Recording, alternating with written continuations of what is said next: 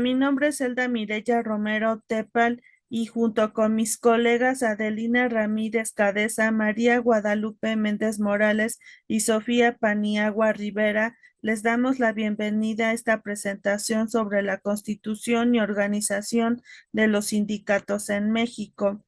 Y como asesores jurídicos explicamos de manera clara el marco legal que regula la formación sindical y como se observa, se presentarán los siguientes temas durante esta presentación. El derecho de asociación es un es un derecho humano reconocido por la Constitución Política de los Estados Unidos Mexicanos y desarrollado en la Ley Federal del Trabajo.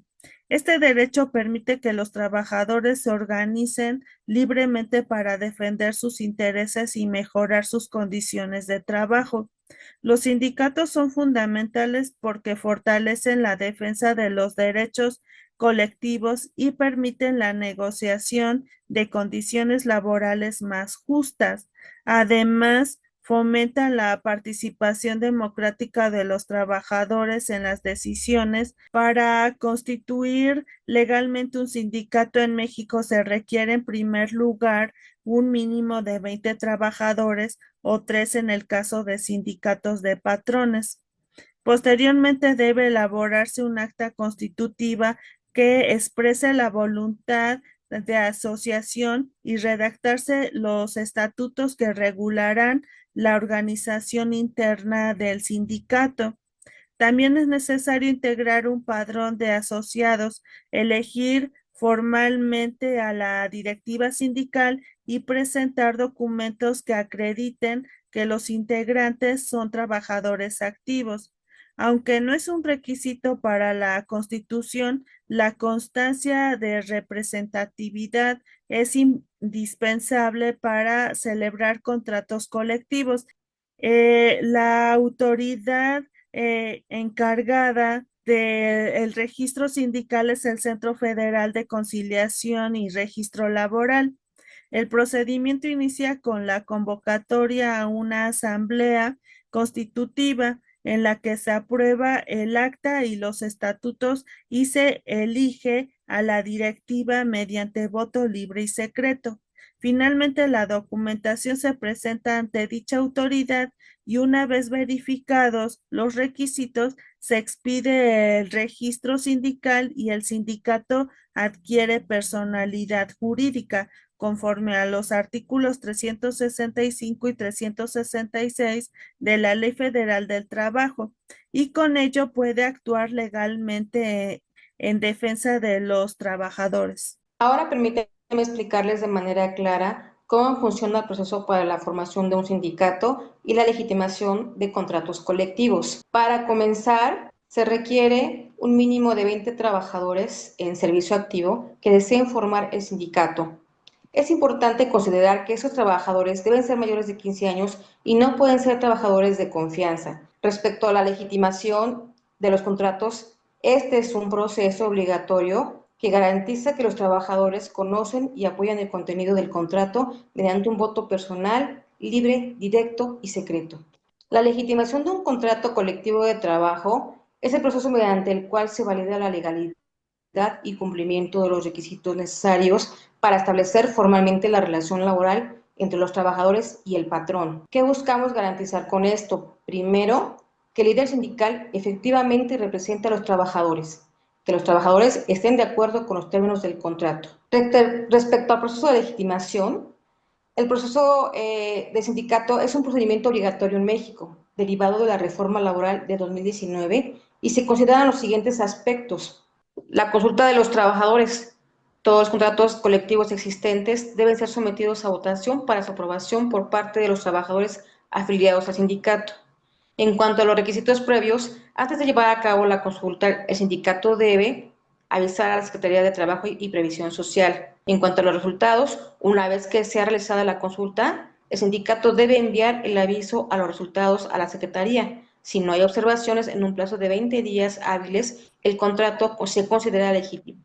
Una parte importante en la constitución de los sindicatos son los estatutos. Un estatuto sindical es un conjunto de normas que establecen la organización, funcionamiento y objetivos de un sindicato. ¿Cuáles son los elementos de un sindicato? Primero que nada, la identificación, que refiere al nombre del sindicato, su domicilio, objeto social y duración. La membresía, que son las condiciones de admisión, los derechos y obligaciones como el pago de cuotas, por ejemplo.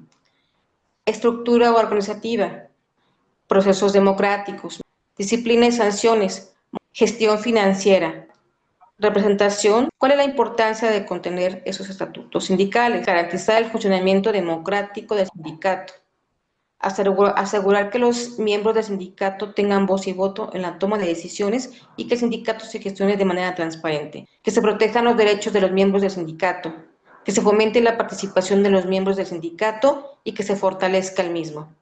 Hola, espero que se encuentren bien. Pues hoy estemos hablando de los órganos de representación de un sindicato. De los órganos de dirección y representación que están en el artículo 19 de la Ley de los Sindicatos. También como empresa tienen que saber sobre la Asamblea General y el Congreso General. Está en el artículo 21. La Asamblea General es el supremo órgano de gobierno del sindicato y de sus acuerdos que son obligatorios para los demás órganos de gobierno y para el conjunto de miembros de las empresas. También tenemos el Consejo General de Delegados y el Consejo General de Huelga, que está en el Comité Ejecutivo. Y pues en el artículo 25, el Congreso General se reúne en forma ordinaria cuando menos una vez al año y extraordinaria cuando sea necesario, convocado por el Consejo General. Pero también la Asamblea Delegacional tiene sus representantes delegacionales y está en el artículo 29, que son facultades del Consejo General de delegar, conocer y deliberar y acordar sobre las formas específicas que deben contener la política general establecida por el Congreso General. Tenemos la personalidad jurídica de un sindicato. El sindicato es una persona jurídica de derecho. Como hemos visto, las asociaciones sindicales alcanzan en cierto momento el reconocimiento de su personalidad jurídica como sujetos de derecho privado. También tenemos el sindicato en el derecho alemán. En la práctica, sin embargo, las asociaciones de trabajadores prefieren no hacer uso de este reconocimiento para evitar la responsabilidad patrimonial que en tal caso resulta por los actos de sus órganos, así como la aplicación de ciertas disposiciones características de las personas jurídicas y el sindicato de las personas jurídicas del derecho público. En la pugna entre sindicato y Estado por el logro de una personalidad y el sindicato de personas jurídicas de derecho privado con régimen privilegiado, que es el sindicato obrero, actualmente no suele conformarse con un reconocimiento en paridad a las demás asociaciones. Tenemos la toma de nota de la directiva sindical. La toma de nota del comité directivo es el documento que expide una autoridad laboral por el que da fe de la elección de los directivos de una organización sindical. En ella se indica que derivado del cumplimiento del proceso de elección establecido en sus estatutos, diversos miembros fueron elegidos para integrar al comité directivo de dichas organizaciones, los cuales van a representarlos ante las autoridades y empresas, entre otros. Reciban un saludo. Ahora a mí como asesora me toca compartir lo que es la diferencia entre representante legal y apoderado en un sindicato para que ustedes como empresa y como trabajadores decidan si les conviene tener, aparte de su representante legal, un apoderado. Bien, el representante legal actúa en nombre del sindicato frente a terceros y su autoridad viene de la elección o designación de los miembros según los estatutos y la propia ley. En el capítulo 14 del artículo 66 de las FAWAP, en el artículo 376 de la Ley Federal de Trabajo, también hace mención de qué es un representante legal. Ahora, el apoderado es una persona que recibe facultades específicas mediante un poder otorgado por el sindicato o su directiva. Su autoridad está limitada solo a lo que el poder le confiere. Las limitaciones y prohibiciones que tienen estas dos figuras son las siguientes. En el artículo 378 de la Ley Federal de Trabajo dice que no pueden intervenir en asuntos religiosos ni ejercer la profesión de comercio con ánimo de lucro. Ni respecto a sus limitaciones, tenemos que tanto representante legal como apoderado solo pueden actuar dentro de las facultades que les otorga la ley y los estatutos de su sindicato. La disolución de los sindicatos también debe estar estipulada en su estatuto. Es muy importante que ustedes lo tengan en cuenta y que esté enmarcado en un artículo. Esta disolución se puede ver en la Ley Federal de Trabajo en su artículo 378. Y dice lo siguiente: por voto de al menos 2/3 partes de los miembros del sindicato, o bien por transcurrir el término que se fijó en los estatutos. En el artículo 380, en caso de disolución del sindicato, el activo se aplicará en la forma que determinen sus estatutos. En ASPA-BUAP, que es el ejemplo que les estamos compartiendo, en el capítulo 32, en el artículo 172, por voluntad expresa de más del 66% de los que tienen derecho a voto.